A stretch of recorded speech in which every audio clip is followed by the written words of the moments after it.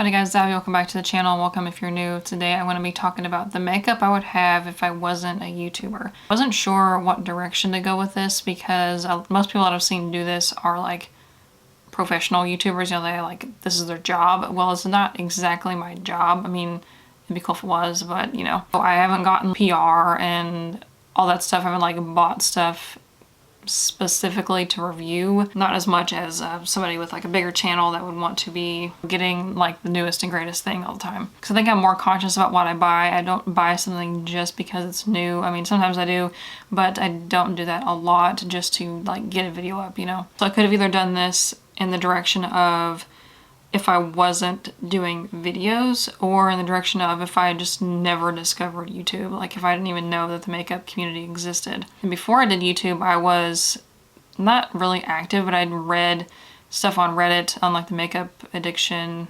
subreddit, and there was a lot of stuff that I bought because of that. I don't have it anymore because that was before I was cruelty free. So also I don't know if I hadn't discovered YouTube, if I would know as much as I do about cruelty-free makeup, because I know that like it was a thing, but I didn't know, like I used to just kind of believe whatever was on the package. Like if I found a foundation with a little bunny on it, then I'd be like, cool, that's cruelty-free. But that doesn't necessarily mean that the brand is cruelty-free. They can just put whatever they want on their packaging. I wouldn't know that without YouTube. So I was trying to think back to like kind of when I first started, like the brands that I was interested in, and also taking into consideration what I like now, what I would use, what I would go pick up if it wasn't something that had been recommended on YouTube or whatever. So one thing that I probably would have a lot of, ignoring the controversy, but I would have a lot of KVD because the aesthetic and the performance, like everything is kind of full coverage and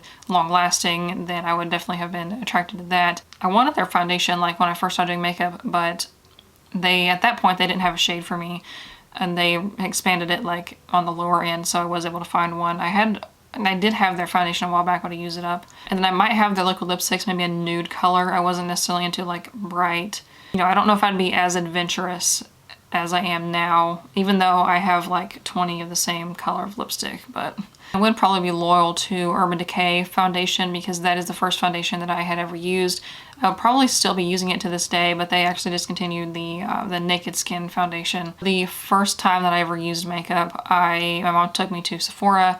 They color matched me for, I think, just the Sephora brand, because I think that's what they're supposed to like try to sell you, the Sephora brand, you know. And they matched me for that, and it was absolutely awful. It was like bright Oompa Loompa orange, just like everything else at the drugstore, because like everything else I tried, like Maybelline and all that, CoverGirl, and the lightest shade was always orange. And so somebody told me to try Sephora, which I had never heard of before, and this was like 10-12 years ago, and I was like, okay, fine, I'll try it. I'm not holding my breath that they're gonna have something for me, but so they matched me for that, and it didn't work. And I talking to the person who I just can't remember who it was, but they were like, oh, if it doesn't match, you can just take it back. And I was like, oh, sweet. I didn't know that you could like return makeup. So I took it back, and I was like, you know what? I'm just kind of done with makeup. I'm just going to get a nail polish with the return or whatever. And then the girl was like, are you sure you don't want me to like match you for something else? Because I can tell like by looking at this bottle, whoever did that didn't do a very good job. So I was like, okay, fine. And she took me over to Urban Decay, and pretty much the rest was history. So I loved that foundation. It was the only one that was like even close. I don't even know if it was like exactly as good of a match as I would have now, but it was pretty close. Then my first high-ish end lipstick was from Urban Decay before, I think they were called the Revolution lipsticks before they rebranded like several years ago. I really, really liked that lipstick. I think I almost used it up and it kind of went bad because it was a long time ago. But I feel like I must definitely be loyal to Urban Decay. I think I have one. I just ordered a brow product from Urban Decay, but I haven't had anything else from them in a while. I went through a couple of their concealers because I really liked the Naked Skin concealer, but they discontinued that as well. And I also liked their eyeliners. I probably would have used like a more colorful eyeliner and not so much a colorful eyeshadow, because I don't think I was comfortable with like applying it, because I mostly, for a long time, I just did neutral eyeshadow. So I probably have some kind of a neutral palette. Now I don't know for sure about, but I don't think that if I didn't know that YouTube existed, that I would really be concerned about products being vegan or not, because I just kind of never thought about makeup products or like skincare and that kind of stuff, not being vegan. So I think I might have had like one of the Naked palettes or something, because I never had one in real life, you know, not in this imaginary scenario, but I probably have something similar to the Naked palette, maybe something a little bit cheaper, maybe from ColourPop. I think the first palette that I had, well, the first one that I remember was the Too Faced, gosh, I got rid of it a long time ago. It was one of the Too Faced holiday palettes. If I can find a picture of it, I'll put it up here. I want to say it was the, what was it called? It wasn't like Sugar and Spice. This was a long time ago. No, A Few of My Favorite Things, that was it. A Few of My Favorite Things palette. And it had like, all the shade names were from the Sound of Music. I don't remember the names because I haven't watched that play in a long time. But that was like the first palette that I had. Then I also had some of like the really, really cheap ones from e.l.f. before they started like really improving their formula.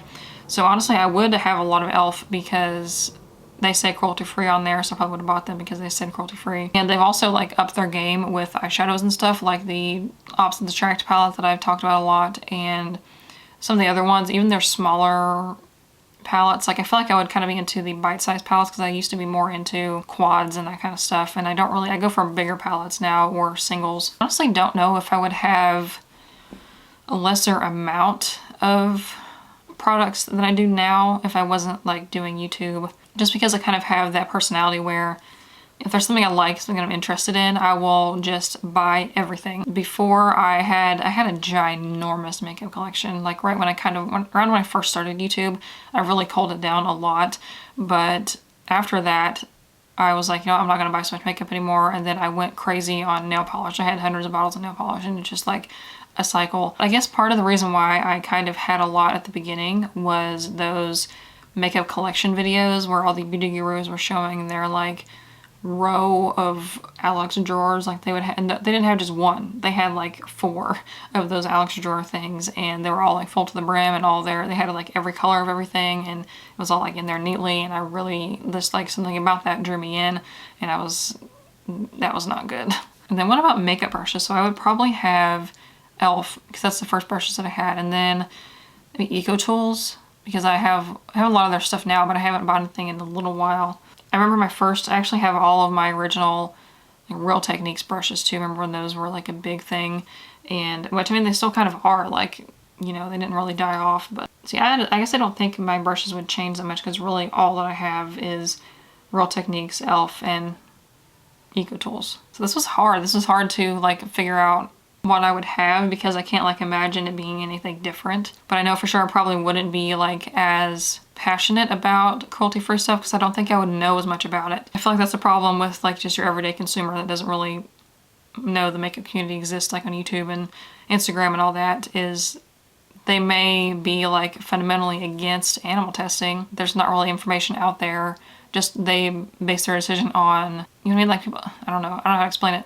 They wouldn't be looking for that information because it's like kind of at the back of your mind if you're not really always concerned about it, if you're not vegan or vegetarian or whatever. So I think I would probably be like cruelty-free stuff. I do remember looking up, because when I went vegan, I remember like hearing about cruelty-free, and there was like websites that you can go to find cruelty-free brands, and I had an app at one point, but there used to not be as many brands as there are now that are cruelty-free, so I had like a lesser option.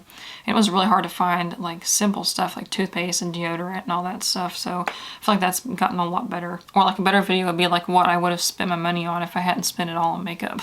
So anyways, that was it for this video. Click up here to watch my latest one, or you can click up here to watch my most recent project pan. And don't forget to like and subscribe so you don't miss my face in your subscription box every Tuesday, Thursday, Saturday, and Sunday at noon Eastern time. So my social media and my business links to my shop, Cruelty-Free Stitchery, are going to be linked below. And I will catch you guys in the comments and in the next video. Bye.